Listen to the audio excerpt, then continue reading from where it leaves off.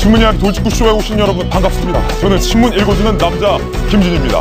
영국에 있는 북한 대사관에 태영호 공사가 가족들을 이끌고 탈출해 한국으로 입국했습니다. 최고위급 북한 엘리트 왜 그런 선택을 했을지 뒷이야기 오늘 돌직구쇼에서 상세히 다뤄보겠습니다. 오늘자 조간신문 어떤 뉴스 보도하고 있는지 지금부터 저와 함께 하시죠. 먼저 동아일보입니다. 태영호의 귀국, 김정은의 선전맨이 넘어왔다. 동아일보 일면에서 이렇게 표현하고 있습니다.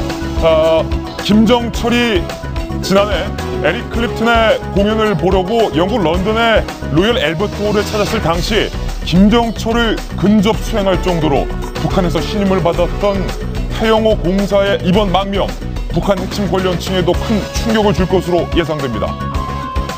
다음 신문입니다. 이번엔 한국일보인데 이 기사 이렇게 썼습니다. 중국과 덴마크에서 유학한 평양의 금수저 출신이다. 누구요? 태영호 공사 이야기입니다. 태영호는 영국의 교회 생활과 너무나 잘 어울리는 말쑥한 영국 중산층 같았다. 태영호 공사와 친분이 있는 BBC 방송의 한 특파원은 태공사를 이렇게 표현했습니다. 그렇다면 더욱더 궁금해지는 것은 편안하고 안락한 최고위급 권력층의 삶을 내던진 채 가족들을 이끌고 급거 한국으로 입국한 이유는 무엇일까? 도대체 영국 북한 대사관에서 어떤 일이 있었을까? 잠시 후 그 뒷이야기 전해드리겠습니다. 다음 신문입니다. 이번엔 조선일보입니다.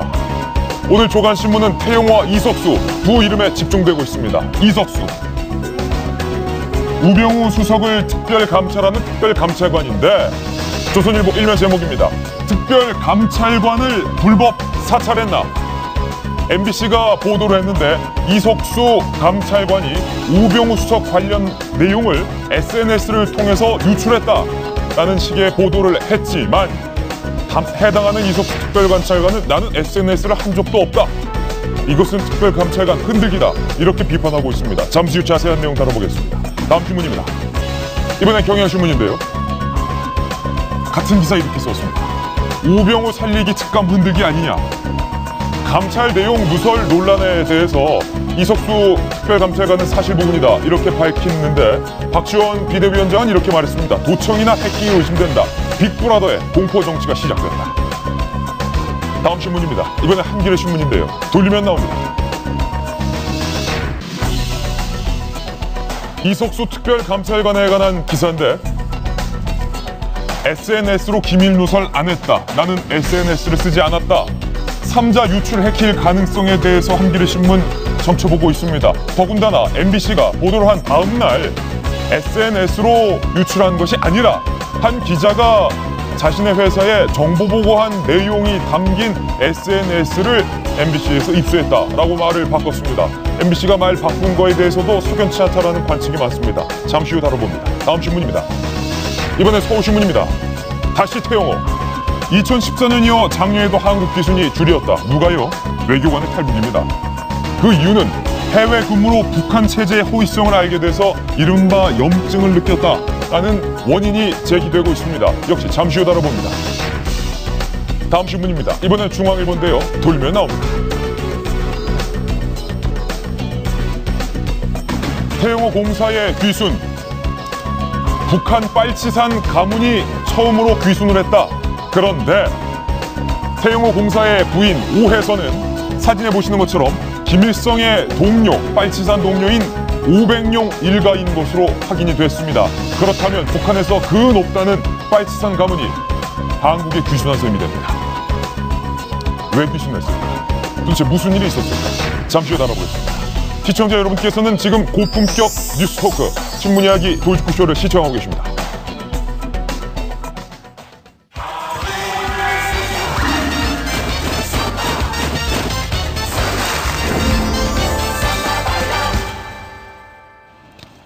네, 오늘 저희 돌직구쇼에서 이석수 특별감찰관과 또 태영호 공사의 귀순 내용 전해드리기에 앞서 올림픽 소식 간략하게 준비했습니다. 올림픽 중계에선 엿볼 수 없는 그 숨겨진 뒷이야기, 그래서 준비했습니다. 오늘도 돌직구신문 이외의 특별판 호해신문을 발행했습니다.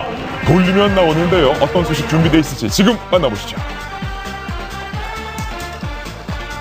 도일직구 신문 특별판 호외판 첫 번째 뉴스를 바로 공개하겠습니다. 기적의 역점 금메달을 따냈던 박상현 선수, 그리고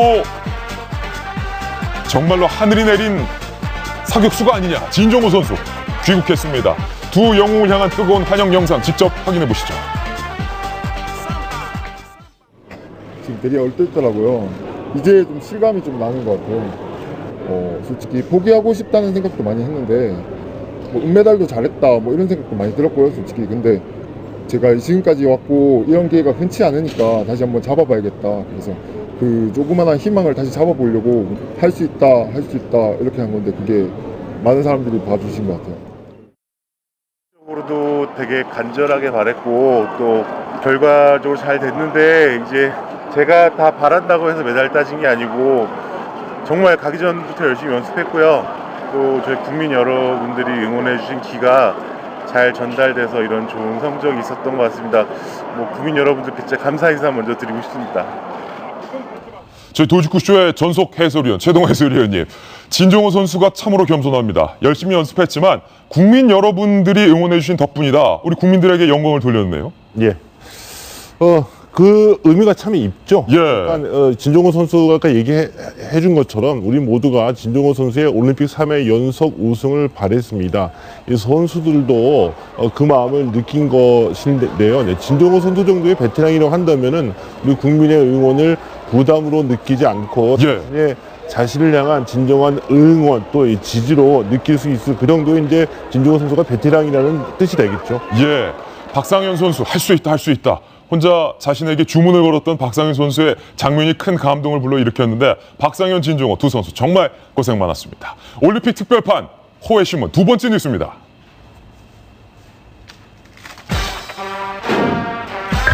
여자 배구 선수단 잘 싸웠어요. 그런데 아쉽게 탈락을 했는데 김연경 군이었던 여배구 잔혹사, 이거 예고된 패배였다라는 내용이 나오면서 SNS에 한 사진이 공개가 됐는데요.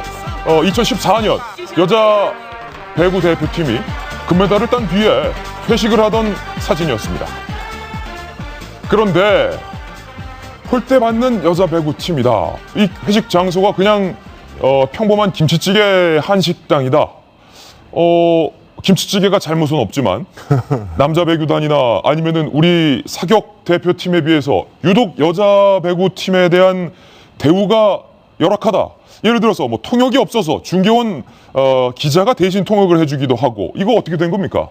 그러니까 이 여자 배구 대표팀이 어제 귀국했거든요. 예. 귀국 직후에 이제 저런 얘기들이 쏟아져 나오고 있습니다. 그런데 저는 이제 두 가지를 말씀드리고 싶어요. 분명히 이 차별은 존재합니다. 이 대부분의 종목에서 남자 선수들에 비해서 여자 선수들이 받는 대우가 열악한 점은 있습니다.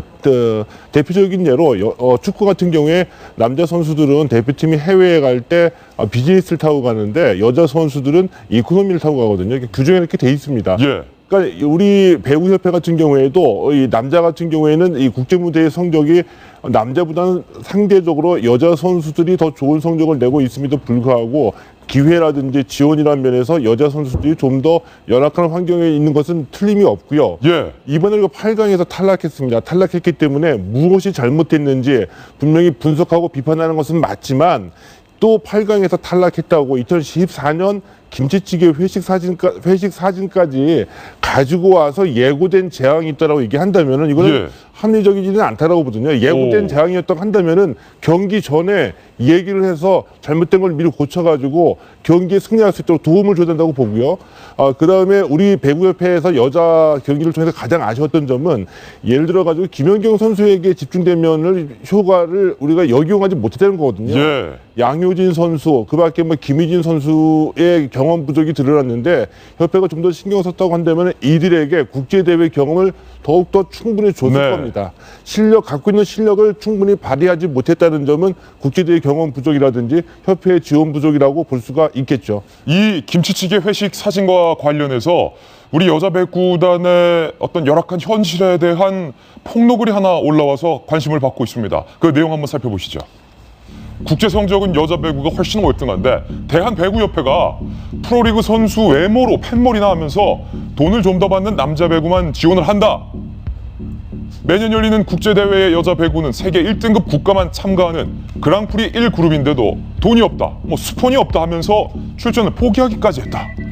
저 김치찌개 사진, 아시안게임 금메달 땄을 때 회식을 김치찌개 집으로 잡아서 화난 김연경 선수가 자비로 고급 레스토랑으로 자리를 2차로 옮긴 건 유명한 일화이고, 2012년 신사옥으로 빚더미 위에 있을 때 여자 배구 대표팀이 런던 올림픽에서 4강 기염을 토하니 메달 따면 줄 포상금이 없어서 메달 딸까 전전긍긍한 건 알려지지 않은 블랙 코미디다. 뭐 적나라하게 의혹을 제기했는데 이 부분 어떻게 보십니까? 일단 저 김치찌개 회식 사건은요, 제가 아직 배구협회에 확인을 못했습니다. 그런데 아시안 게임에서 우리가 중국을 이기고 결승전에서 승리를 해서 우승을 했습니다. 우승 직후에 급하게 경기장에서 가까운 곳에서 회식을 하려고 하다가 장소가 원활하지 않으니까 이 김치찌개를 먹으면서 회식을 한 것 같은데요. 근데 그것이 우승을 축하하는 공식 회식 자리인지 아니면 경기 직후에 잡은 회식 자리인지 좀 구별을 할 필요는 있을 것 같고요. 그리고 배구협회가 신사옥을 마련하면서 부채를 많이 진 것은 사실입니다. 이것은 감사원 감사 또 문체부 감사에서도 지적이 된 일이기 때문에 협회 운영에 있어서 좀 더 예산을 효율적으로 운영해서 차라리 우리 선수들에게 국제대회 경험을 늘려줄 수 있는 쪽으로 효율적으로 쓰지 못했다는 점은 분명히 일리 있는 지적이라고 볼 수가 있겠죠. 예, 우리 여자 배구팀 선수 혹시 이 일로 좀 사기가 저하되거나 그러진 않았으면 좋겠다라는 생각이 듭니다. 올림픽 특별 호외판 함께하고 있습니다. 기대되는 경기 저희가 주목해봤습니다. 바로 이 경기입니다. 오늘의 올림픽 골프 여자 개인전 김세영, 박인비, 양희영, 전인지 2라운드 경기가 예정이 되어 있고요. 배드민턴의 여자 복식 신승찬, 정경은 아주 잘 써줬습니다. 일본에서 아쉽게 졌지만 일본은 세계 랭킹 1위였다는 사실. 그렇지만 동메달전이 남아있기 때문에 파이팅할 거라고 보고요. 그리고 태권도 68kg급의 이대훈 예선 결승 예견돼 있고 메달 가능성 뭐 금메달도 태권도에서 나올 것 같고 동메달도 신승찬, 정경에서 조심스럽게 나오지 않을까 이렇게 보는데요. 예, 일단은 한 30분 뒤인 잠시 후 10시에 우리 김소희 선수의 여자 49kg급 결승전이 열리게 됩니다. 결승전도 열리죠? 예, 금메달 첫 번째 금메달이 태권도에서 첫 금메달이 예상이 되고요. 그리고 오늘 밤서부터 시작되는 남자 68kg급에는 우리 태권도에서 가장 기대를 걸고 있는 이대훈 선수가 출전합니다. 아, 기대 커요. 예, 그리고 오늘 새벽에 어제 밤서부터 여자 골프 1라운드가 열렸거든요. 이제 태국의 주타누칸 선수가 6언더파로 1위고 네. 우리 김세영 선수, 박인비 선수가 한타 차로 2위인데 박인비 선수 그동안 부상 때문에 부진했었거든요. 예. 그런데 그리고 부상 이후 첫 번째로 등장한 무대가 바로 올림픽 1라운드인데 보기 하나도 없이 버디만 5개, 이럴 경우 우리가 완벽한 경기였다고 우리가 평가를 하거든요. 보기 하나도 없는 플레이를 펼치면서 굉장한 기대감을, 굿샷감을 보여줬습니다. 알겠습니다. 우리 골프와 태권도에서 금빛 소식, 그리고 배드민턴에서 동메달 소식 있기를 응원해 보겠습니다. 최동호 평론가였습니다. 감사합니다. 예, 고맙습니다. 네, 올림픽 소식 알아봤습니다. 이번엔 저희가 준비한 본격적인 돌직구 신문의 내용 보도해 드리겠습니다. 오늘 조간 신문의 가장 중요한 이름은 두 가지입니다. 태영호 그리고 이석수입니다. 첫 번째 돌직구 신문을 지금 바로 공개합니다.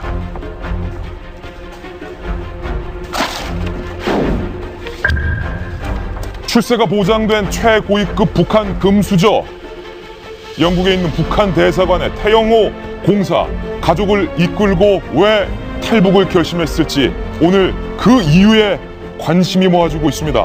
과연 태영호는 누구인가? 많은 사람들의 관심이 모아지고 있는데 외교 통일 국제 전문 기자인 김종환 기자님, 태영호 공사 상당한 평행의 금수저다. 누굽니까? 금수저 중에서도 금수저고요. 선골 중에서도 선골이라고 보시면 될 것 같은데 북한에서 우리는 빨치산 그러지만 북한에 가보시면 그 빨치산의 위력이라는 건 정말 대단합니다. 빨치산 1세대를 아버지로 두고 있죠. 태영호 공사의 아버지가 태병렬, 그러니까 바로 김일성과 함께 항일투쟁을 했다 하는 그 1세대 태병렬이라는 얘기가 있고요. 그다음에 부인도 오해선 씨인데 바로 부친이 김일성 동료 500용의 일가, 그러니까 부친 직접적으로 친인척 관계가 어떻게 상세하게 나오지는 않지만, 그러니까 처가나 또 본가 모두가 빨치산 1세대이라는 것이 밝혀지면서 그 충격이 일파만파 퍼지고 있습니다. 그렇군요. 북한에서 빨치산 가문이라는 게 어떤 의미입니까? 정권을 수립한 말 그대로 그 파운딩 파더라고도 얘기할 수 있을 것 같고요. 그래서요, 북한에서는 이들을 특별 관리합니다. 네. 이 1세대만 관리하는 게 아니라요, 만수대 혁명학원이라고 해서 이들의 후손들도 그 여러 가지 영광을 누릴 수 있도록 이들만의 엘리트 양성소가 있을 만큼 빨치산 1세대들의 위력, 그리고 그 후손들의 어떤 파워 엘리트로서의 위상은 정말 막강한데, 그 중에서도 북한에서도 영국을 굉장히 주요한 그 외교 대상국으로 보고 있거든요.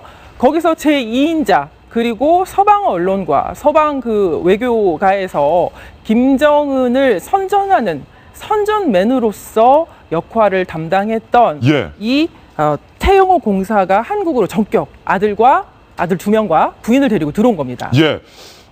최고위급 엘리트의 한국 귀순 소식에 전 세계 이목이 집중되고 있습니다. 북한 당국은 매우 곤혹스러워하는 분위기인 것 같습니다. 태영호 공사, 과연 그가 누구인지, 그가 걸어온 삶을 저희가 간략하게 정리해봤습니다. 함께 보시죠. 평양의 금수저 출신 베테랑 외교관 태영호 55세. 누구인가? 55살.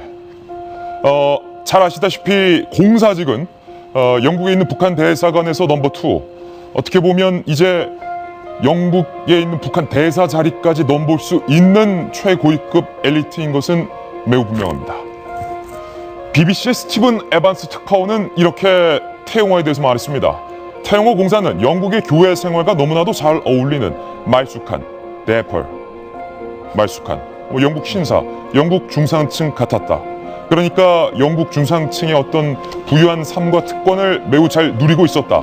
다시 말하면 영국에서 공사로서 생활하는 삶에 대해서 전혀 불만이 없었다 라는 내용으로 해석이 됩니다. 그렇다면 태영호가 빨치산의 가문이다 라고 조금 전에 김정한 기자는 설명을 했는데 어떤 삶을 살아왔을까요?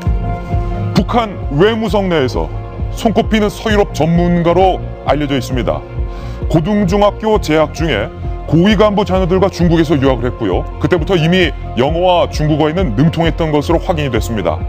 평양의 국제관계대학 졸업 후에 외무성 8국에 배치되면서 공직 생활을 시작했고, 덴마크어 1호 양성 통역, 다시 말해서 김정일의 전담 통역 후보로 뽑혀서 유학에 오르기도 했습니다. 1993년부터 덴마크 대사관 서기관으로 덴마크에서 근무를 했었고요. 1990년대 말 스웨덴으로 자리를 옮겼다가 바로 평양으로 귀국한 후 EU 담당 과장으로 초고속 승진을 한 바도 있습니다. 그리고 영국에 있는 북한 대사관의 공사로서 10여 년 임기를 보냈는데 올 여름에 임기를 마치고 평양으로 복귀할 예정이었지만 온 가족, 특히 아들 2명과 부인과 함께 망명을 선택했습니다. 탈북 외교관 중 지금까지 최고위급에 해당을 하는데, 김 기자님, 네. 제가 알기로 북한이 자국의 직원을 해외에 파견할 때 각 나라 대사관에 공사나 대사를 감시하는 이른바 북한 보위부 직원을 파견하는 것으로 저는 알고 있는데, 영화 베를린에서도 역시 그 부분이 영화화돼서 많은 국민들의 관심을 받았는데, 이번 태영호 공사는 그런 북한 보위부 직원의 감시를 벗어난 겁니까? 아이러니하게도 태영호 공사가 그런 역할을 한 겁니다. 그렇군요. 그러니까 북한 용어로는 안전대표라고 하는데요. 국가안전보위부, 우리로 얘기하면 국정원에 해당하는 정보기관 직원들이 나가 있습니다. 베이징 주재 북한 대사관에도 그러한 사람들이 나가 있었고, 어제도 전해드렸던 13명 여성 종업원들이 한국에 들어왔을 때 제대로 감시를 못했다 해서 베이징에 나가 있던 이 사람들 다 북한으로 불려 들어가서 일부는 처형됐다는 소식까지 있지 않았습니까?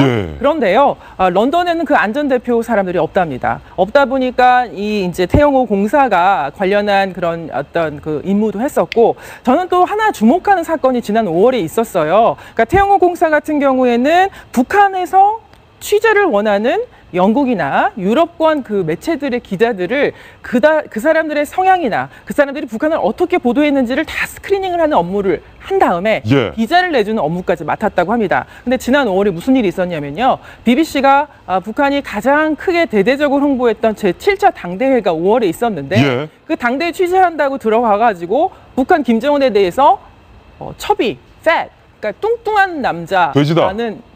그렇죠. 돼지라고 얘기를 한 거예요. 예. 그러니까 이제 북한에서는 난리가 났고 그래서 이 BBC 기자가 구금됐었고 그럼 어떤 일이 있었을까요? 물밑에서는 본국에서 평양에서 분명히 런던 태 공사에게 엄청난 항의와 함께 문책을 했겠죠. 평양에서 태용호에 대한 엄청난 문책과 질책이 있었다. 있었습니다. 그렇군요. 그렇기 때문에 이제 임기를 마치고 지금 이제 여름에 태용호 공사가 평양으로 소환장이 날아들었지만 그 소환장을 자기 책상 앞에 딱 받아들고 어떤 생각을 했을까요?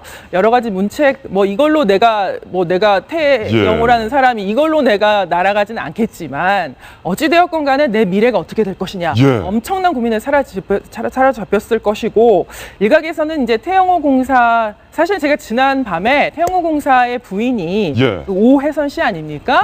이 오혜선 씨와 굉장히 친분이 두터운 분이 들어와 계세요. 고위급 탈북자입니다. 태용호 공사의 부인인 오혜선 씨와 굉장히 가까운 고위 탈북자가 한국에 이미 들어와 있다. 있습니다. 오혜선 씨가 대외경제성에서 영어 통역을 맡았었는데요. 대외경제성과 관련한 업무를 하신 분이고 제가 이분은 이제 언론화에는 노출을 삼가하시기 때문에 구체적으로 말씀드릴 수는 없지만 그분이 그러더라고요. 네이티브 수준의 영어를 구사하는 인재 중에 인재다. 부인도. 그런데 부인의 역할도 상당히 있었을 것이라는 얘기더라고요. 지금 보여드리는 화면이 여러분들이 잘 아시다시피 김정철이 영국의 에릭 크립튼 공연을 보러 갔을 때 바로 김정철의 몸에 손을 대면서 지금 보셨던 것처럼 그렇습니다. 가장 최근 근접 수행을 했던 인물이 바로 태영호였습니다. BBC 특파원은 태영호의 영국에서의 삶을 이렇게 묘사를 했습니다.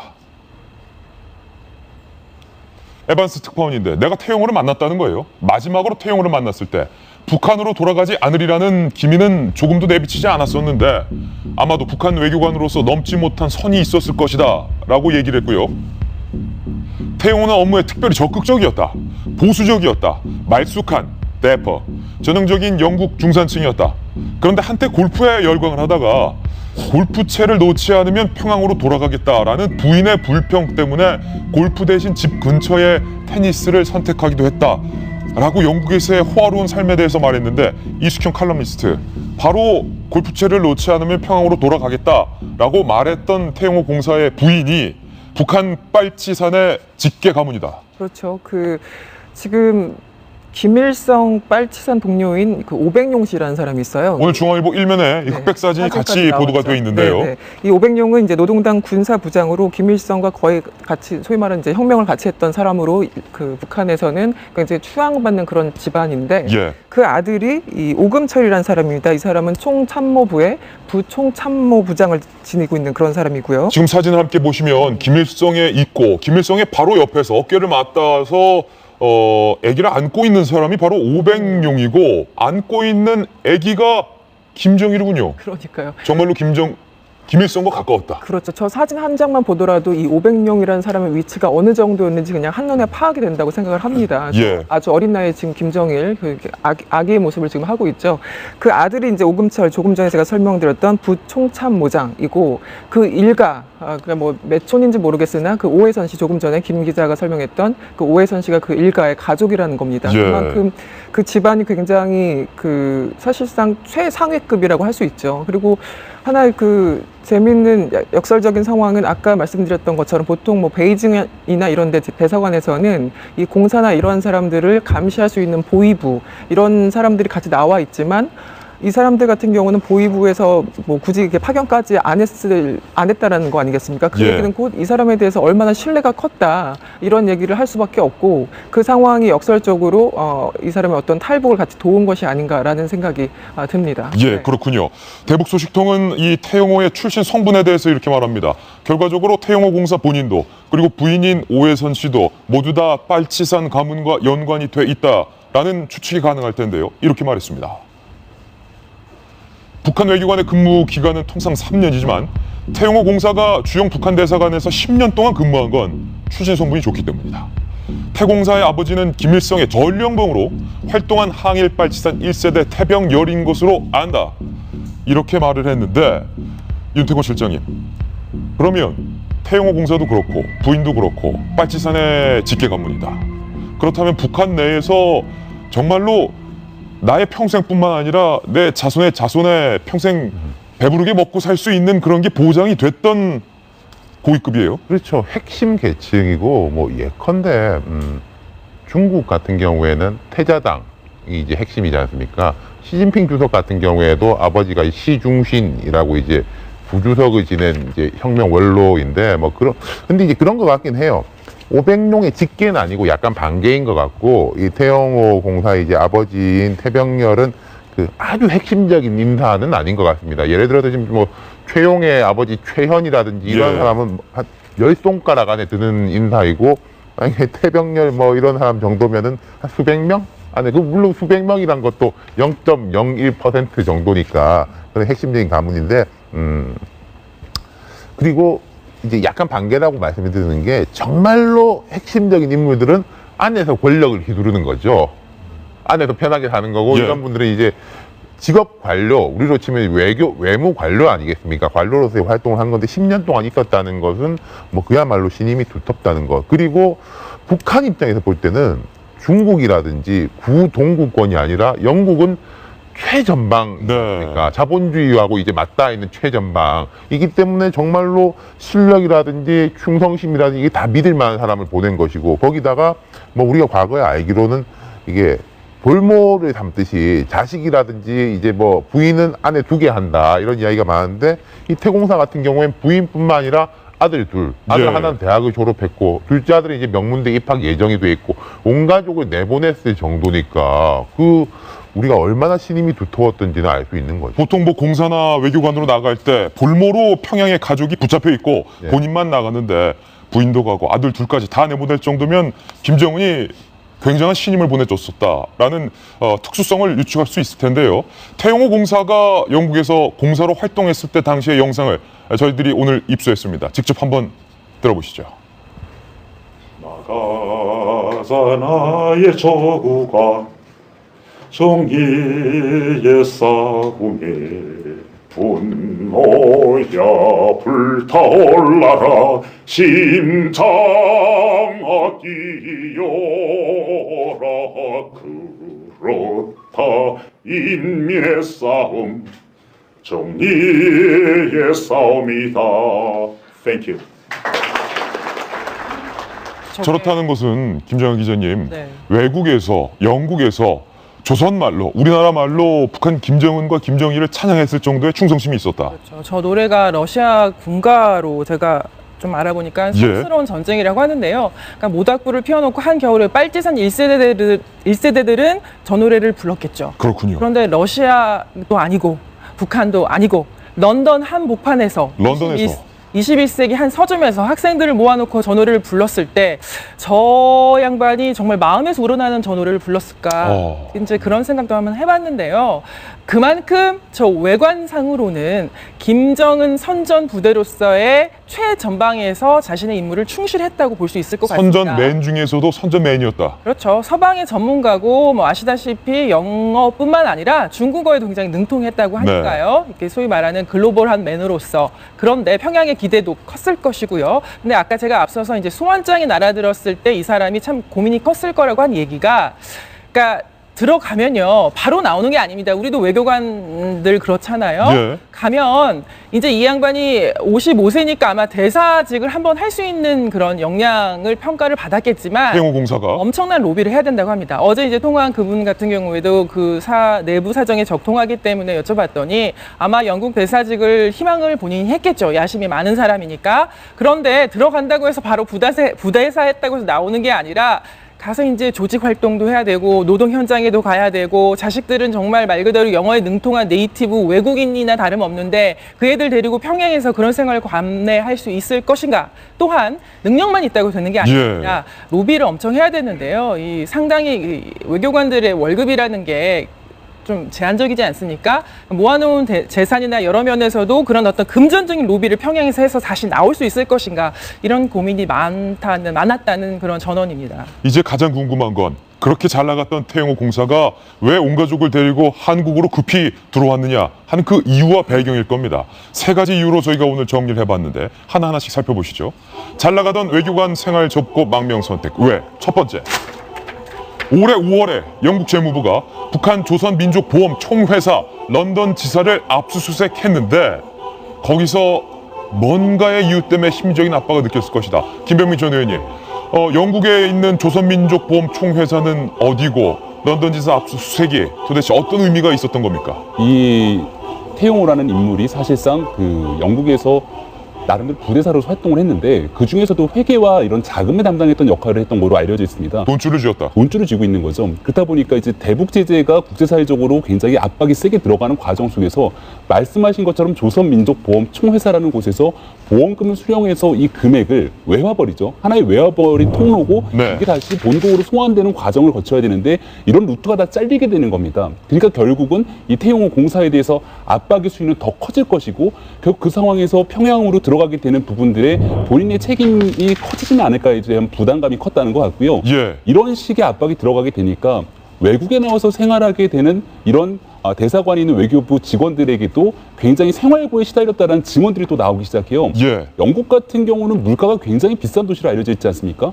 근데 이 태용호 공사가 한 달에 생활했던 생활비가 지금 영국 가디언지의 보도에 따르면 1,200파운드, 우리나라 돈으로 치면 200만 원이 채 안 되는 돈으로 한 달에 생활을 해야 됐다는 거예요. 그렇군요. 영국 같은 경우에는 이미 탈북한 탈북민들이 런던에 주재하는 경우들이 많이 있거든요. 이 사람들이 주로 어디에서 생활하는고 하면 그 마트 같은 데서 개선원으로 직원으로 일하는 경우가 많은데 이 태용호 공사 같은 경우가 마트에 가갖고서는 이 1,200파운드로 기껏 살 수 있는 게 쌀이나 라면 정도밖에 안 되는데 그걸 바라보는 그 마트의 탈북자의 표정이나 이런 부분들이 굉장히 좀 묘했다라는 겁니다. 심리적으로 흔들릴 심리적인 압박, 흔들림. 본인은 나서갖고서 북한 체제를 홍보해야 됨에도 불구하고 자기가 처한 현실이 그렇지 않은 부분 속에서 굉장히 심리적인 압박이 있었던 게 아니냐라는 얘기가 나옵니다. 계속해서 망명 선택의 배경, 그 가능성에 대해서 뜯어보겠습니다. 두 번째인데요. 북한의 핵실험 후 유엔 대북 제재에 따른 영국 주재 북한 대사관의 활동이 급격히 위축됐기 때문 아니겠느냐. 그리고 세 번째는요. 런던에 정착한 수백 명의 탈북민들이 그를 바라보는 시선, 그 시선을 못 견디었을 가능성. 결국에는 김정은 체제의 염증을 느꼈고 탈북민들의 염증과 태공사의 염증 이런 것들이 공감했을 것 아니냐, 이런 것들이 복합적으로 작용했다, 이런 분석입니까? 네네. 그 아까 아래 말씀드린 것처럼 결국 수백 명의 탈북민들이 런던을 주재하고 있는데 태용호 공사를 보면서 당연히 드는 눈빛은 그런 거였지 않겠습니까? 당신 진짜 진심으로 김정은 체제를 좋아갖고 홍보하고 이렇게 얘기하는 게 아닌 게 알고 있지 않냐, 당신도. 그런 부분들에 대한 심리적 압박감들이 들었을 거라는 생각이 들고요. 저는 태용호 공사를 보면서 드는 생각이 굉장히 매너 있는 사람처럼 보이고 우리가 흔히 말해서 이 북한 주재원들이 외국에 나와서 활동하는 과정 속에 보면은 막 소리 높여가면서 우리 위대한 경애하는 원수 김정은 원수를 찬양한다기보다는 설득하는 과정들이 굉장히 세련됩니다. 근데 하나의 보도된 내용들을 보면 이런 얘기가 나오거든요. 북한 체제라는 게 사실상 알려지지 않는 왜곡된 정보들이 많아서 그렇지 알고 보면 교육도 공짜로 해주고 주택도 공짜로 주고 의료도 공짜로 제공해주는 굉장히 안정적인 체제를 갖고 있는 국가다라고 선전하니까 외국 사람들이 피식 웃었다는 거예요. 본인도 알면서 충분히 세련된 언어로 얘기를 하지만 사람들이 바라보는 표정을 보면서 더 이상 이 체제가 지속되기가 쉽지 않을 거다라는 생각을 당연히 하지 않았겠습니까? 그런 여러 가지 과정들, 그리고 결국은 본인 혼자면 상관이 없는데 딸려있는 두 아들들이 있고 이 아들들의 미래를 위해서 김정은 경애하는 김정은 원수한테 자기 온 가족의 운명을 맡길 수 있을 것이냐. 아마 저는 장성택의 처형을 보면서 북한 고위층들의 생각들이 많이 바뀌었을 것 같은데 옛날처럼 항일 빨치산의 후손이라 해서 무조건적으로 평생의 미래가 보장되는 시대가 아니기 때문에 오히려 고위층이 더 큰 두려움을 갖고 있는 게 아닌가라는 생각이 들더라고요. 이렇게 보면 태용호 공사는 나의 목줄은, 내 인생은 김정은에게 맡길 수 있다손 치더라도 내 두 아들, 정말 눈에 넣어도 안 아까운, 안 아픈 내 두 아들의 미래는 김정은의 손에 맡길 수 없다라는 전략적인 부모로서의 판단이 있었을 것이다라는 얘기인데, 조금 전 영국 가디언지가 태용호 공사의 둘째 아들의 사진을 공개했습니다. 바로 이 사진입니다. 잘생겼어요. 이름이 태근이라고 하네요. 태근. 태근. 그리고 그 컴퓨터 공학을 전공할 예정이라고 하고요. 임페리얼 칼러지라고 꽤 명문이죠. 영국의 명문대. 이제 고등학교 이제 기말고사를 봤는데 A를 받았답니다. 수학하고 컴퓨터 계통에서요. 공부를 잘했어요. 상당히 우등생이었다고 하는데 이제 영국 친구의 전원을 이 신문은 실었는데요. 7월 중순부터 모습이 보이지 않아서 우리 굉장히 걱정했는데 네. 그래도 한국에 갔다고 하니까 차라리 잘 됐다라는 이야기를 영국 친구들이 실었습니다. 그렇게 말했다고요. 그러니까 교육 관계도 상당히 좋았던 것 같고요. 뭐 이 두 번째 아들 만 19이라고 하는데 덴마크에서 태어났다고 해요. 예. 그러니까 말 그대로 아버지 어머니가 뭐 북한 국적이지만 이 친구 같은 경우야 영어가 더 편한 국제적인 어떤 교육을 받고 자란 아이니까 저는 이런 생각도 해봤어요. 그러니까 집안에서 어떻게 보면 아버지가 하는 일에 대해서도 상당히 의구심을 제기한 목소리들이 아니었을까. 그러니까 이제 이 대사 같은 경우에 아빠는 왜 그래? 아빠는 왜 그래? 왜냐면 태공사가 이런 일도 있었죠. 2014년에 김정은의 사진이 희화화돼서 한 모처의 그 미용실, 런던 미용실에 걸렸습니다. 배드 헤어데이? 뭐 안 좋은 일이 있어 해서 희화한 그 사진이 걸렸는데 김정은의 그 이상한 그 헤어스타일 사진을 걸어놓고 조롱했다. 영국의 한 미용실이. 그렇죠. 그러니까 희화된 하나의 그냥 해프닝인데 이게 평양에서 난리가 또 났겠죠. 우리의 원수님을 또 모독했다 하니까 태공사가 거길 직접 찾아갔답니다. 미용실 찾아가서. 빨리 내려라. 이건 우리 원수님에 대한 모독이다. 이런 것들이 또 한국 언론에서 보도가 되고요.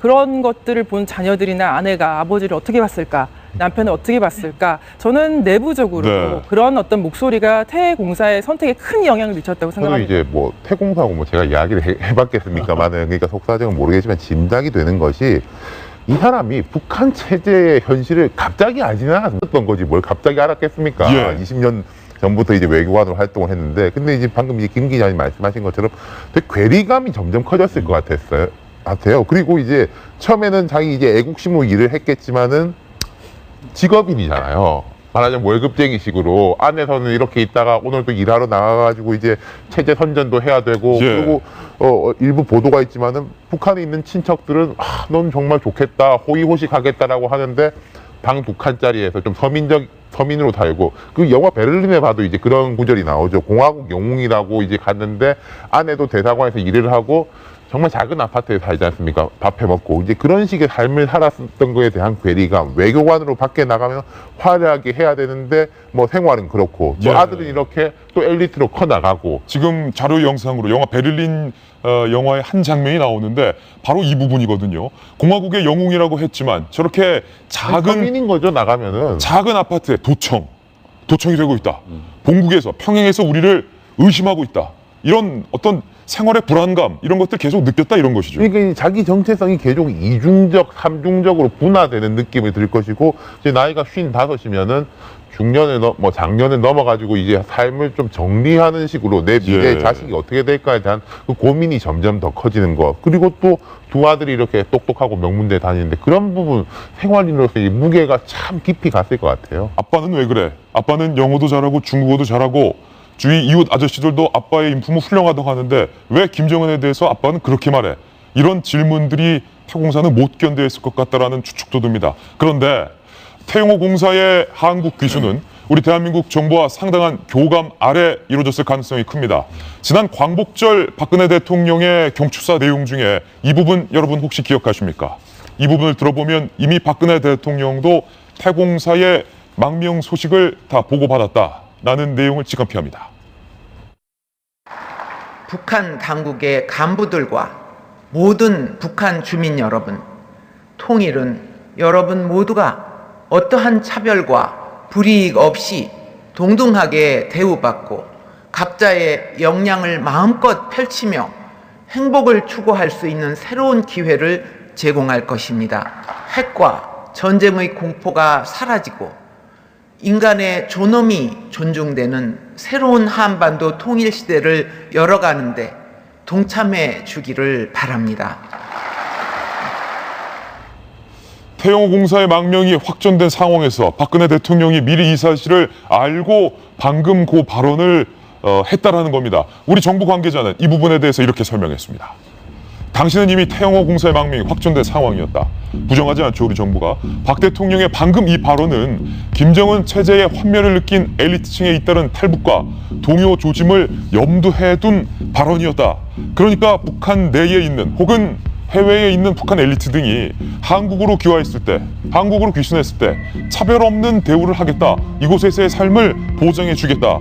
뭐 그런 메시지. 네. 근데 이제 이게 조금 저는 약간 염려스러운 대목도 있는데요. 지금 네. 대통령께서 이제 북한 주민과 북한 정권을 구분하겠다고 하지 않으셨고요. 북한 간부와 북한 주민을 동일시하고 나머지를 이제 김정은 정권을 따로 놓는 이런 이분법을 새로 구현하셨는데 네. 사실 통일 후에 어쩔 수 없겠죠. 북한의 모든 간부를 다 처형시키면 어떻게 북한을 또 행정적으로 운영해 나가겠습니까? 뭐 우리 어떻게 보면 그것이 피할 수 없는 현실이긴 하지만 지금 북한 간부들에게 어떻게 보면 사면하는 듯한 저런 뉘앙스가 과연 우리 국민 내부적으로 충분한 논의가 이루어졌는지는 잘 모르겠고요.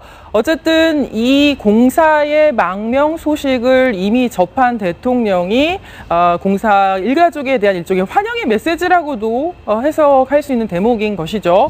또 하나 다만 우려스러운 부분은 아까 이제 우리 모두 함께 이야기를 했었지만 이 선별적으로 탈북자들의 어떤 그 망명 사실, 탈북 고위급, 특히 고위급이나 좀 이야기가 될 만한 특이한 배경을 갖고 있는 탈북자들이 한국에 들어온다는 사실을 선별적으로 공개하는 것이 과연 마땅한 것이냐, 이것을 정치적인 어떤 전략사 차원에서 함의, 계산, 어떻게 보면 공작이라는 단어까지 나오는 이런 차원의 선별적 정보 공개가 바람직한 것이냐, 중장기적으로 봤을 때는 이런 부분을 좀 한번 생각해 봐야 됩니다.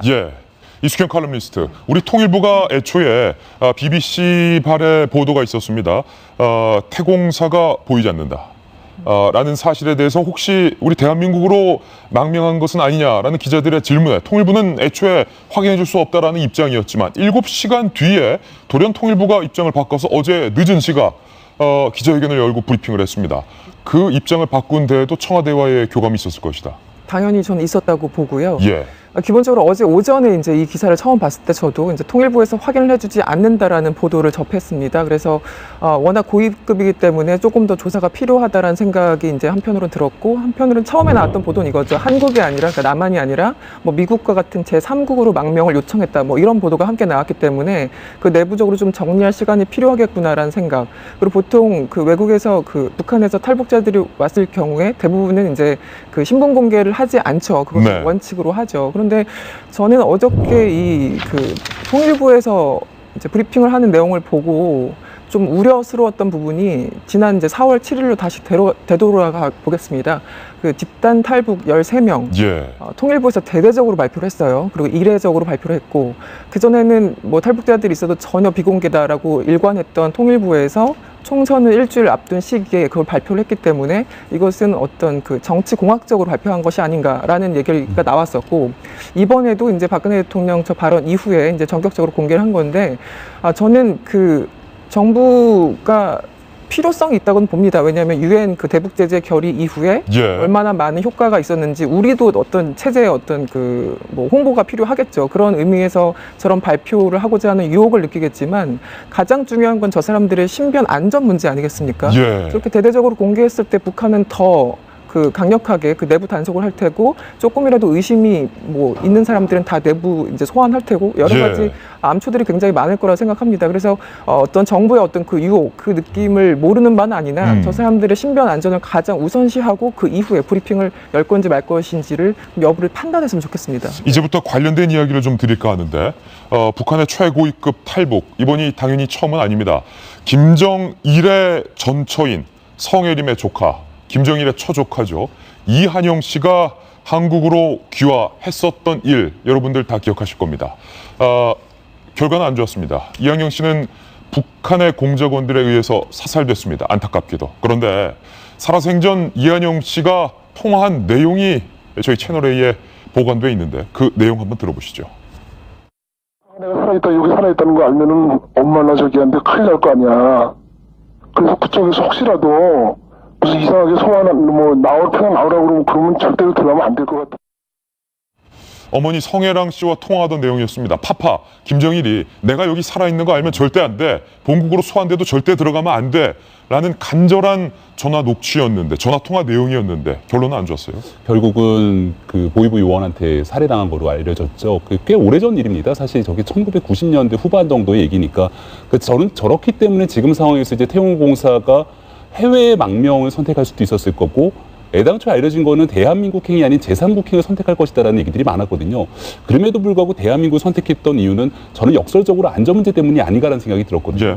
시대가 굉장히 많이 변했고 이 대한민국 사회 속에서 굉장히 국가 체제 속에서의 안전한 신변 보호를 아마 거의 대한민국 국가가 할 수 있는 모든 노력을 다해서 태용호공사에 대한 가족에 대해서 대한민국 사회에 정착할 수 있는 안전 조치를 다 취할 거라고 생각합니다. 근데 혹시나 이런 부분들이 만약 제3국행을 선택했을 경우에 일단은 어디든지 갈 수는 있겠으나 그 뒤에 국가가 대한민국이 취할 수 있는 조치만큼의 안전조치를 취할 거다 저는 그렇게 보지는 않거든요.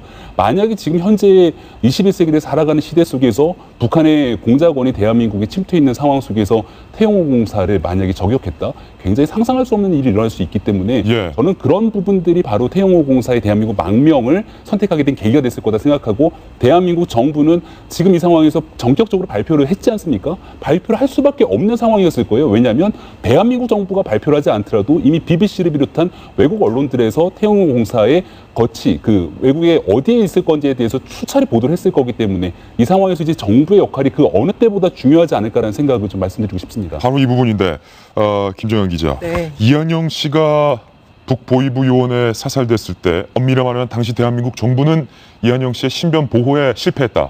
이렇게 말해도 과언이 아닐 겁니다. 그 외에도 계속되는 황장엽 비서 암살 기도 등 북한이 최고 권력자가 주요 엘리트의 귀순 소식에 유독 화를 내고 민감해했을 때마다 암살 위협과 암살 기도가 있었는데 이번에도 그런 걱정이 좀 들어요. 이제 오늘자 아마 그 탈북 기자 출신이죠. 주성화 기자가 쓴 칼럼에도 좋은 지적이 있는데요. 21세기입니다. 온 사방이 CCTV가 달려 있고요. 특히 우리나라만큼 CCTV 세상인 곳이 없죠.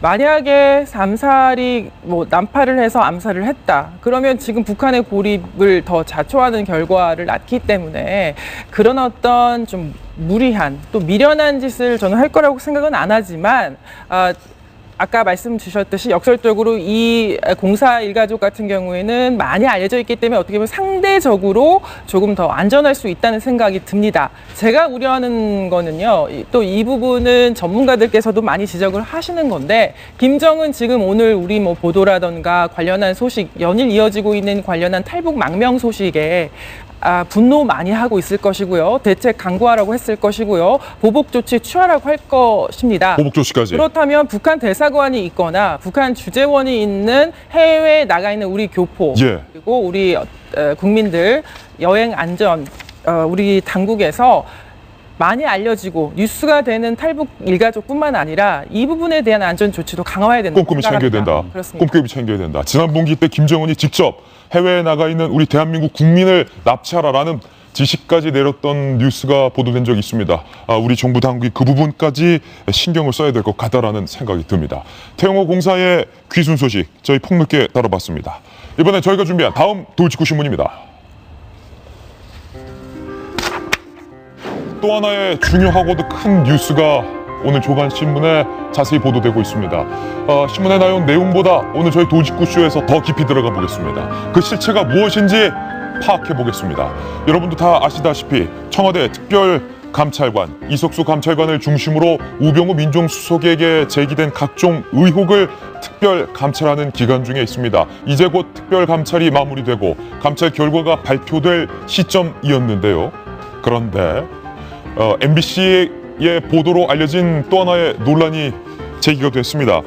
이석수 특별감찰관이 특별감찰 내용을 SNS를 통해서 고의로 유출을 했다라는 의혹을 MBC가 보도를 했는데 그런데 그 의혹이 영 개운치 않다라는 뒷말을 낳고 있습니다.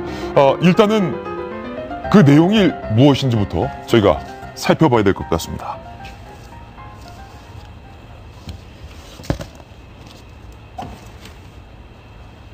MBC가 입수했다라는 이석수 감찰관과 모 기자의 녹취자료 내용입니다. 신문 기자예요. 경찰은 민정 눈치 보는 건데 그거 한번 애드 시켜서 어떻게 돼가냐 좀 찔러봐봐. 이석수 감찰관이 경찰에 대해서 답답함을 호소합니다. 뭐 자료를 달라고 해도 경찰이 안 주더라. 이미 우병우 수석이 목을 쥔 것 같다. 이런 내용도 나옵니다. 민정 눈치 보는 건데 어떻게 된 거냐. 다음 주부터 본인과 가족에게 갈 건데 소명하라고 버틸 수도 있다. 우리야 그냥 검찰에 넘기면 되지. 특별감찰관으로서 다 밝혀내지 못한 부분은 검찰에 넘길 수밖에 없다.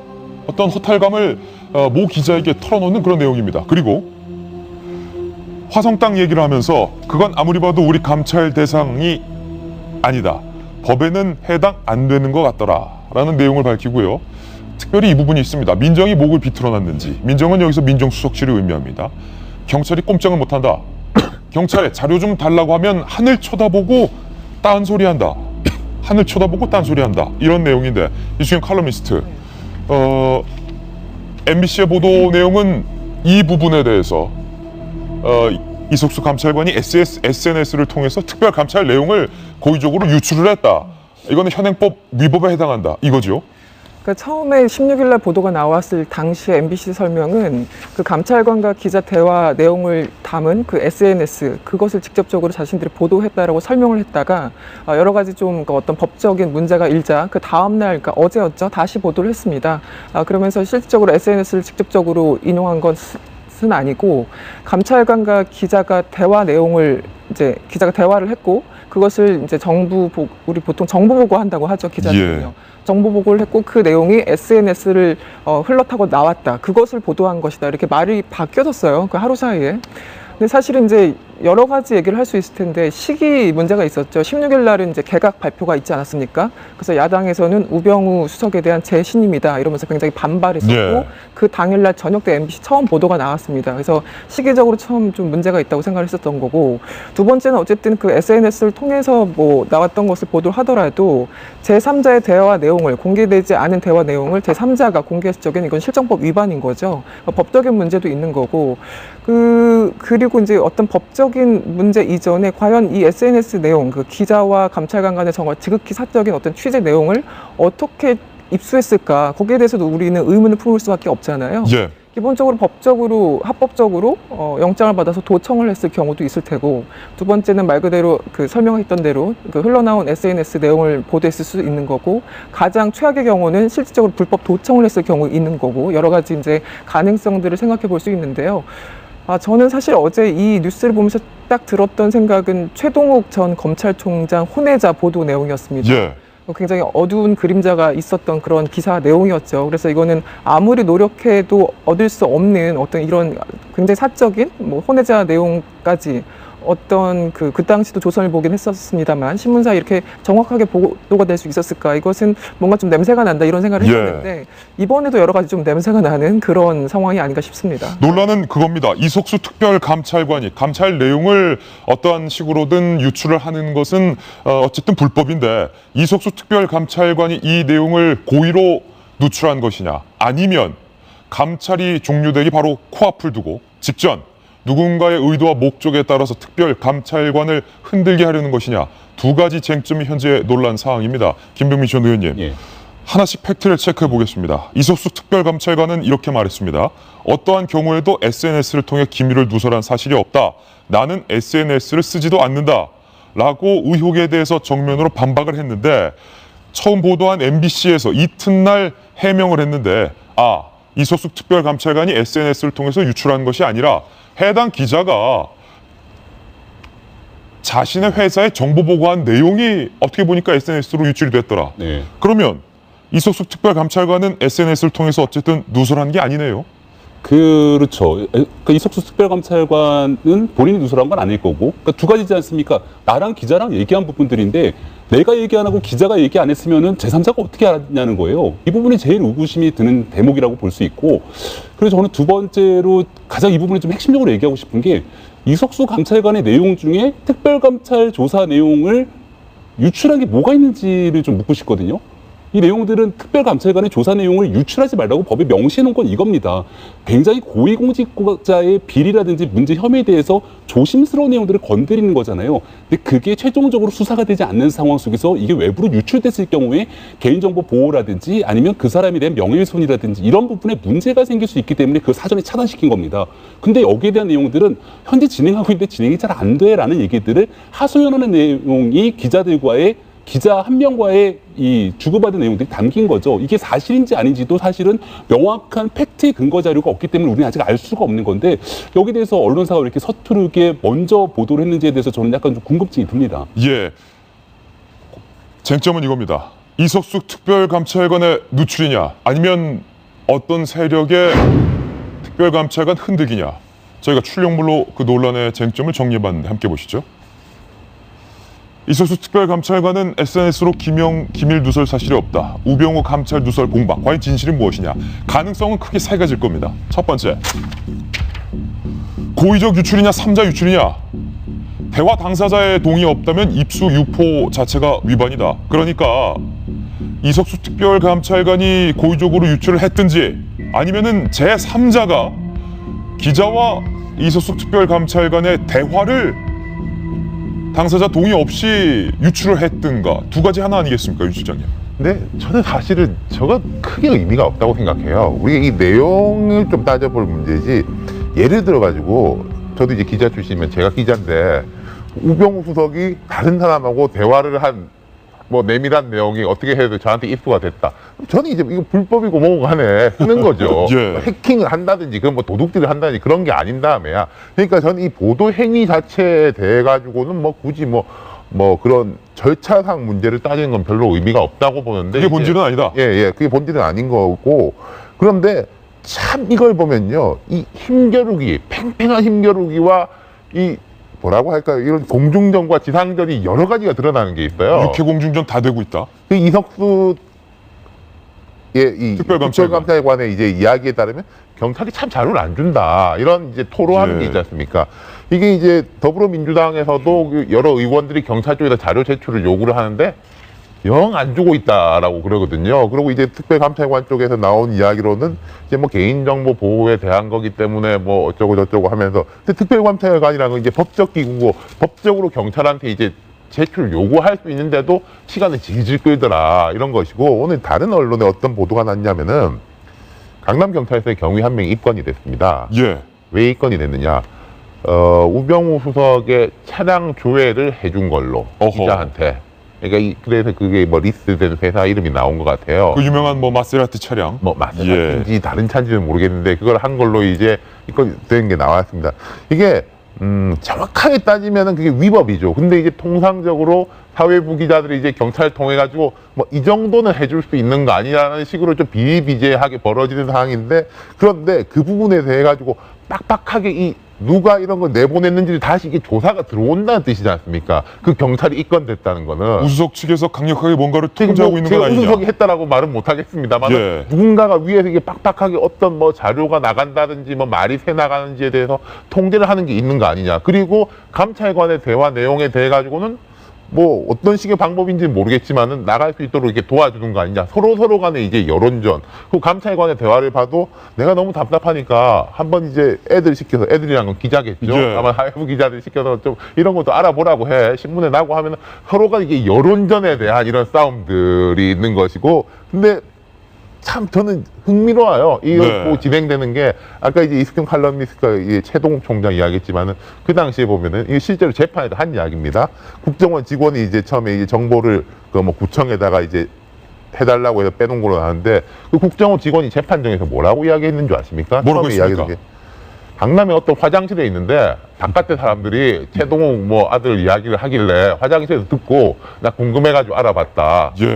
눈 똑바로 뜨고 판사 앞에서 그렇게 말했어요.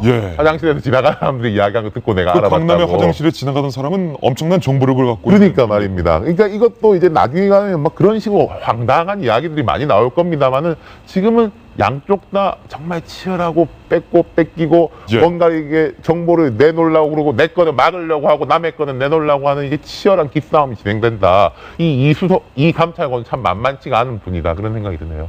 이 내용이 도대체 어떻게 언론에 드러나게 된 건지 가능성 나머지 보겠습니다.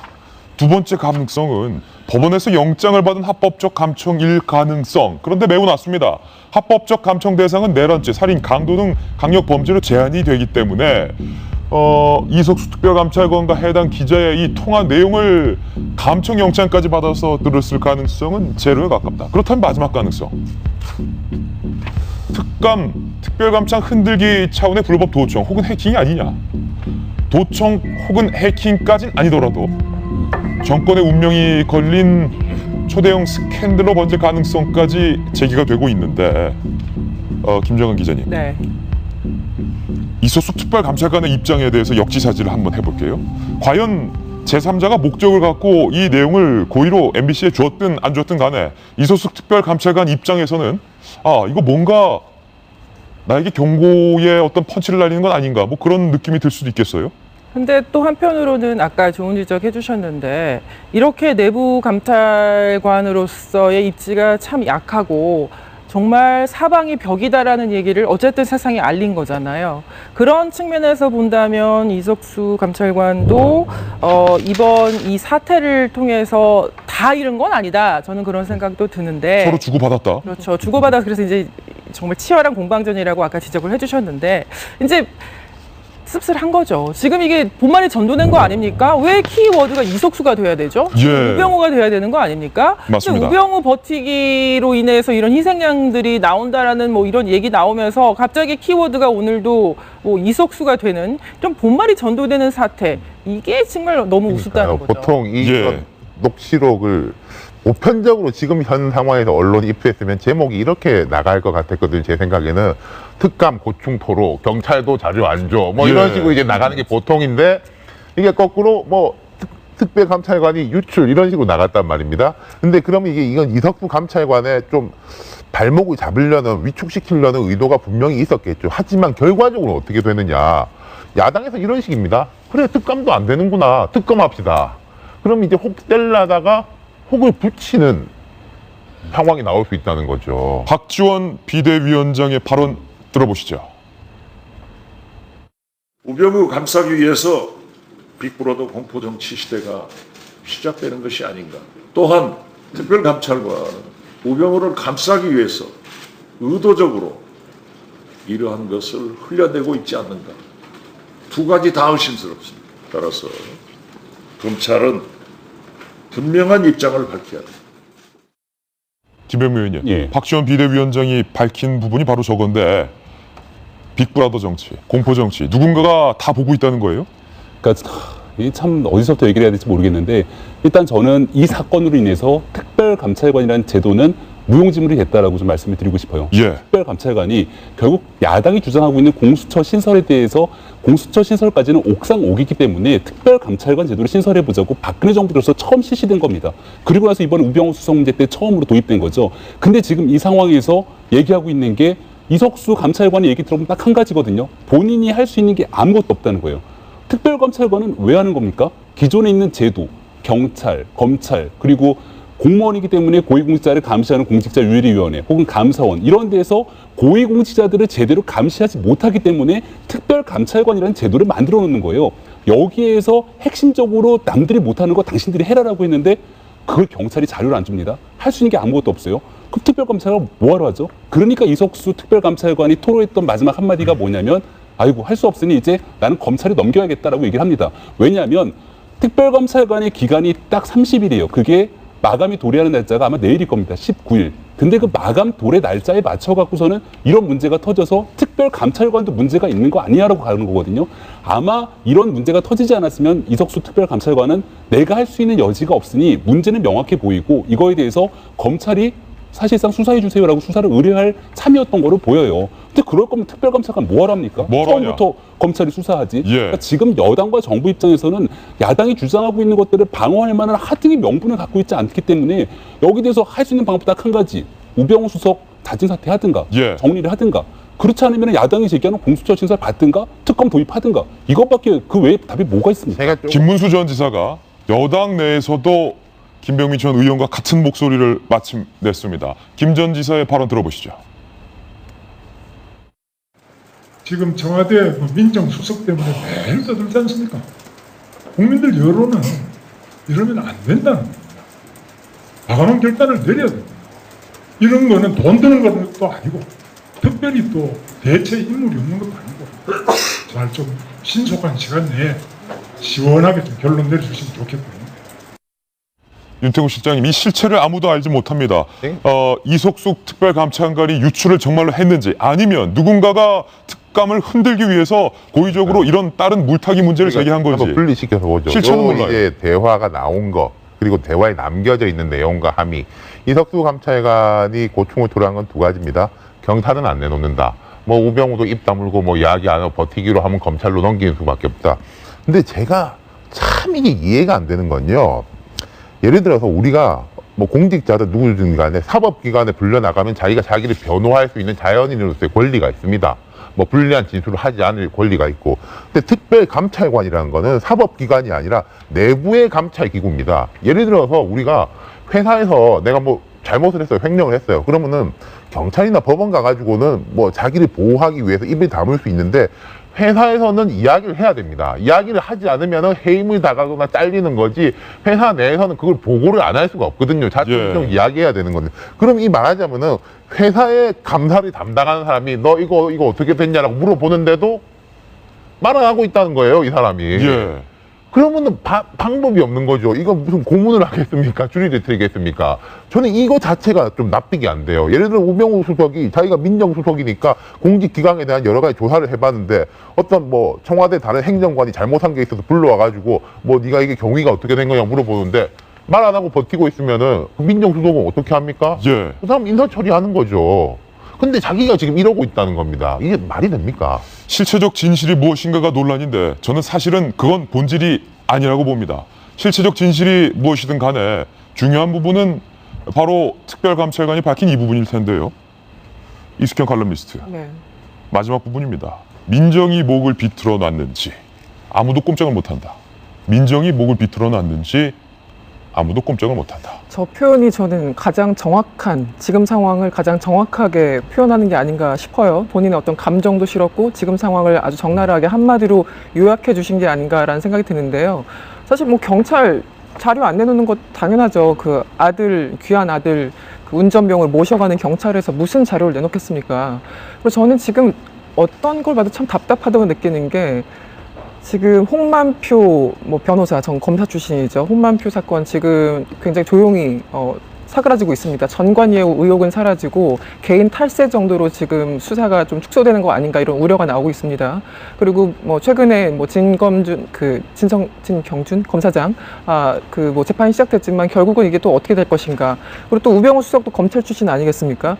저는 이런 모든 어떤 그 사건의 어떤 공통점은 일단 다 검찰 출신이라는 것. 그리고 이 사람들한테 어떤 문제가 발생했을 때 이것을 풀어줘야 되는 것이 검찰인데 검찰은 소위 말하는 제 식구 감싸기를 일관하다 보니까 어떤 국민적인 의혹도 해소되지 않는 그런 악순환이 계속되고 있다고 봅니다. 예. 결국은 할 수 있는 게 이제 국회에서 뭐 특검할 수밖에 없는 그런 상황인 건데 그 박지원 비상대책위원장이 그런 얘기를 했어요. 그러니까 특검을 하면 좋은데 그 특검을 하려면 또 여야 간의 합의도 봐야 되고 여러 가지 시간이 걸리지 않습니까? 그렇다면은 그 중간에 그 과정 속에서 또 이 우병우 여러 가지 의혹에 대해서 사람들은 다 잊어버리게 된다. 그래서 실효성이 없다. 이것이 딜레마다. 이런 식의 또 언급이 있었습니다. 그래서 참 국민들은 답답하고요. 처음부터 이거 감찰에 대해서 많이 기대를 했던 사람이 없었지만 이렇게 이제 직접 감찰관이 저런 얘기까지 할 정도니까 어느 정도 우리나라가 어느 정도 수준인지를 알 수 있을 것 같습니다. 네. 적어도 분명한 건 민정수석실이 경찰보다 위에 있고 그리고 대한민국 검찰보다 무소불위의 권력을 휘두른다라는 점은 분명해진 것 같습니다. 저희가 준비한 다음 돌직구 신문으로 넘어가겠습니다.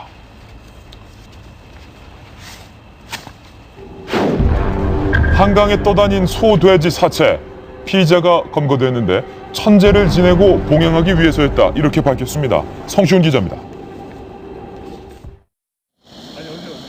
한강 물 위에 돼지 사체들이 떠 있습니다. 도축된 동물 사체를 누군가 몰래 버린 겁니다. 어제 하루 동안 수거된 사체만도 30여 구나 됩니다. 지난 10일 서울 잠실 상수원 보호구역을 시작으로 소와 돼지 사체들이 계속 발견됐습니다. 시간은 계속 이제 떠내려 온 것만 계속 건져다 내서 거기서 뭐가 이상하니까 다 조사를 해서 오늘 그냥 이걸 다 수술을 해버려. 서울시 민생사법경찰단이 일부 사체에서 발견된 일련번호를 추적한 끝에 어제 저녁 50대 남성 A씨를 검거했습니다.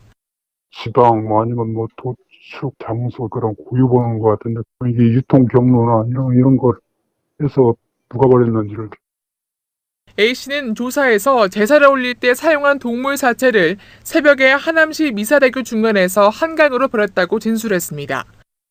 민생사법경찰단은 A씨를 상대로 무슨 제사를 지냈는지, 왜 한강에 동물 사체를 버렸는지 등에 대해서도 좀 더 자세히 조사하고 있습니다. 채널A 뉴스 성시원입니다.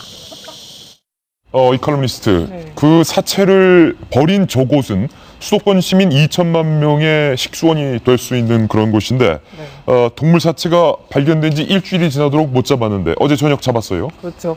그 양일에 걸쳐서 있었다고 하죠. 10일 그리고 16일 날 양일에 걸쳐서 소와 돼지로 의심되는 가축 사체가 발견됐다. 이런 신고가 이틀 연속 들어왔습니다. 그래서 사체를 봤더니 뭐 20개의 사체, 30개의 사체에서 총 합해서 한 50개의 사체가 발견됐다. 이런 그 신고를 받고 이제 추적에 나선 거죠. 근데 다행히 저 사체에 일련 번호가 있어서 어떻게 판매가 됐는지 그 유통 경로를 찾다 보니까 이제 결국은 잡게 되는데 잡고 보니까 무속인이었다라는 무속인이었다. 처음에는 저런 게 있나 봐요. 그러니까요. 저도 저게 어떤 그 경위인지 모르겠는데 처음에는 그냥 불법 도축업자겠거니 혹은 무속인이겠거니 두 가지 가능성이었는데 이제 후자였다는 거죠. 그래서 무속인한테 물어봤어요. 왜 버렸냐? 그랬더니 정확히 왜 버렸는지는 언급을 안 했고요. 새벽 1시경에 그냥 몰래 버렸다. 죄를 지낸 이후에 어떻게 처리할 수가 없어서 이렇게 지금 설명을 하고 있어요. 근데 천제를 지내고 봉양했다라는 것은 어쨌든 제사 때 어떤 그런 제물로서 저런 소와 이 돼지를 봉양해서 올렸다 뭐 그런 의미 아니겠습니까? 우리도 왜 저기 뭐 가끔 돼지 머리 이렇게 앞에 두고 뭐 이렇게 그 절차들이 있잖아요. 그러니까 근데 저는 좀 심하다고 생각했던 게 이게 한두 개가 아니고 사체가 거의 뭐 이틀에 걸쳐서 50개 사체면 이게 도대체 어떤 그 천재를 지냈다라는 건지 그 이해할 수가 없고 그렇다면 처리라도 좀 말끔하게 해야 되는데 더군다나 이게 지금 식수원 아니겠습니까? 그래서 어쨌든 여기에 대해서 또 이제 기자들이 물었더니 지금까지는 식수 위생에는 아직까지는 뭐 특별한 그 위험이 없다 이렇게 발표를 했다고 하는데 좀 찝찝하죠. 천재를 왜 지냈을까? 뭐 기우제를 지냈을까? 뭐 이런 궁금증도 있는데 보통은 저도 잘 모릅니다만 그런 재물들을 이렇게 좀 불태우지 않나요? 물에 수장시키는 게 아니라? 제가 무속인이 아니어서 굉장히 심오한 질문을 하시면 당혹스럽지만 동서양을 막론하고 뭐 어떤 하늘의 어떤 뜻을 전하기 위해서 제물로 동물을 봉양한다는 거는 뭐 성경에도 나와 있고 여러 가지가 있겠지만 이 좀 주변을 배려하는 합법적인 제사를 지내주시기를 부탁드립니다. 네, 수도권 시민 2천만 명의 상수원이니만큼 우리가 관리를 잘해야 될 것 같습니다. 저희는 광고 이후에 돌아오겠습니다. 잠깐만요. 네, 한 가지 기분 좋은 소식 전해드리겠습니다. 우리 여자 태권도 국가대표팀 김소희 선수가 49kg급 결승전에서 승리를 거뒀습니다. 금메달 하나를 획득했다라는 기분 좋은 뉴스 속보 여러분께 전해드리면서 오늘 저희가 준비한 소식 모두 다 전해드렸습니다. 저희는 내일 아침 9시에 더욱더 시원한 뉴스 들고 여러분께 인사드리겠습니다. 오늘 하루는 분명 어제보다 더 나을 겁니다. 좋은 하루 되십시오. 고맙습니다.